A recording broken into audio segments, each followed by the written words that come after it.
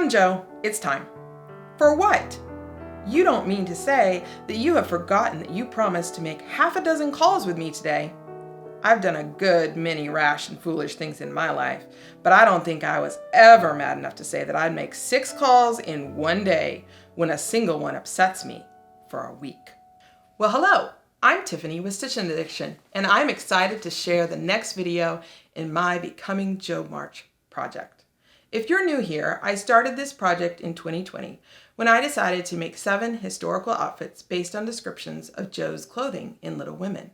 Today, we will be discussing chapters 16 through 29 of Little Women. If you've been following along, I hope you've read or reviewed these chapters in preparation. I'm excited to share with you the outfit that I've chosen to make, as well as the research and final reveal. Let's start by reviewing chapters 16 through 29. If you've never read them before, this is your spoiler alert warning. A lot occurs in these chapters. Father lies at death's door from his war injury before recovering and returning home. Beth catches scarlet fever and never fully recovers her health. Meg and John fall in love and marry. And Amy and Joe each continue to develop their respective creative endeavors. Throughout these chapters, although Joe grows up from a woman of 16 to a woman of 19, she is still the same Joe we know and love. She continues to assert her independent spirit by pushing social norms and her drive to turn her writing into a money maker to support both her family and herself. Today's reading stops at chapter 29 because that is the chapter in which I found the dress that I was inspired to make. In this chapter, Amy wheedles Joe into paying calls with her, and Joe tries to be proper for Amy's sake, but ultimately fails. Paying calls was a formality that existed during the Victorian age and was applied to the times and ways in which people were expected to visit with one another. The acceptable hours for paying calls on one another was usually limited from somewhere between 3 and 6 p.m., depending on the district and nature of the visit. Visits normally lasted between 15 and 20 minutes, during which time the two parties would chat with one another over tea.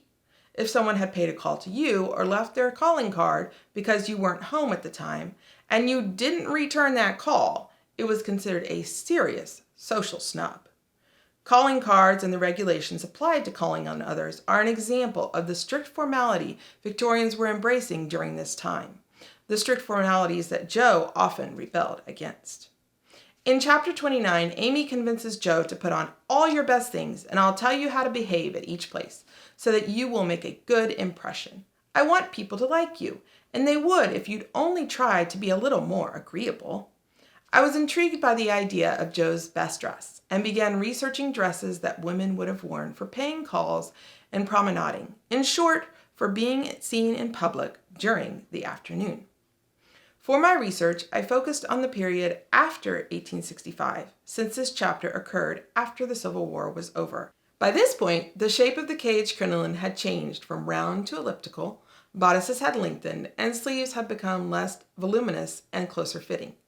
The bodice shape took on what would later be called the basque, a bodice that continued past the waist to end at the high hip.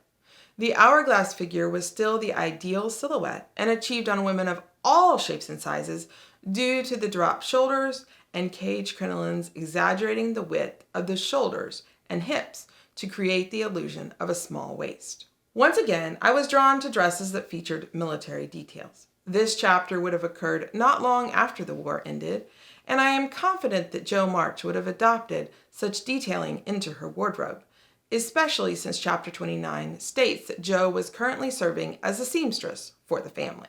In keeping with the changing fashions, Joe's bodice for this dress is much longer, ending at the hip and imitating a man's military jacket. There was an original pattern from Peterson's magazine that I relied on heavily for the patterning of the bodice, and I relied heavily on the back of this extant gown for the detailing on the tails on the bodice back. Other military details included high collars, fringe on the shoulders to imitate epaulettes, and a belt that imitates a man's military belt. During this time frame, skirts often began to feature a second layer on the top half. This later transitioned into the bustle style seen in the 1870s and 1880s. This second layer could be connected to the full skirt or be a separate overskirt that could be removed. For this dress, I designed the skirt as one piece. I also added a train on the skirt Because Joe says, "Am I to drag my best dress through the dust or loop it up, please, ma'am?" Trains were often featured on visiting and promenade dresses of this period, and women invented various ways to keep them from dragging in the dust. As Joe mentions, they could be looped up in a variety of ways. Some women also wore specially trained petticoats under the skirt. These petticoats featured rows and rows of organdy ruffles. The ruffles of the petticoat would lay on the dirt and hold the dress up off the ground. As I've mentioned in previous videos, the color red is repeatedly mentioned in conjunction with Joe's wardrobe, so for this dress I chose a ruby red silk from Renaissance Fabrics and paired it with a gold Dupioni silk for the details. This dress was actually one of the first outfits I finished for the Becoming Jo March series, and it has seen many outings so far, from being entered in a contest, taking photos in a rare snowstorm, and being worn to multiple events. Joe's best dress has also become one of my best dresses. One of the most fun outings that this dress has seen is when I wore it for a photo shoot at a local historical park. Another model dressed up as Amy in a dress also created by Stitch and Addiction, and we had a fun day pretending that we were Joe and Amy paying calls. We visited multiple historical homes from the Victorian era and even used replica calling cards as part of our photo shoot.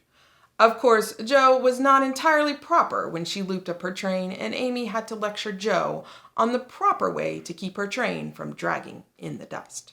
During this historical era, women also would usually make a second bodice for their best dress. This bodice was a ball gown bodice, so that the dress could double as evening wear as well. The skirts took up between 10 to 14 yards due to the fact that their fabric was woven in a narrower width, while bodices only took around 4 to 6 yards. Creating two bodices to wear with the same skirt was an economical way to expand one's wardrobe and create a dress that could go from day wear to evening wear. Although Little Women never specifically mentions Jo wearing a ball gown, we can assume that she may well have had a ball bodice for her best dress and worn it when she was living in New York City and attending social events there with her friends and Professor Bear. We also know that Jo most likely wore her best dress when she was taking her writing to the publisher.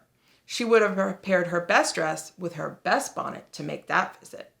Lisa from Miss Binford's Emporium worked with me to research bonnets in the latter half of the 1860s. We settled on a style that was more hat than bonnet because it seemed like a style that Jo would wear due to her preference for masculine activities and styles. Thank you so much for joining me today as we explored what Jo's best dress might have looked like and the ways she would have worn it throughout the book. The next outfit in the Becoming Jo March series will be based on chapters 30 through 36 of Little Women, and I invite you to read them with me in preparation for the next video. Which outfit from those chapters do you think I'll be recreating? Let me know in the comments. This year, I am also hosting Little Women Winter. In addition to the videos, there are all types of fun activities to do, inspired by Little Women.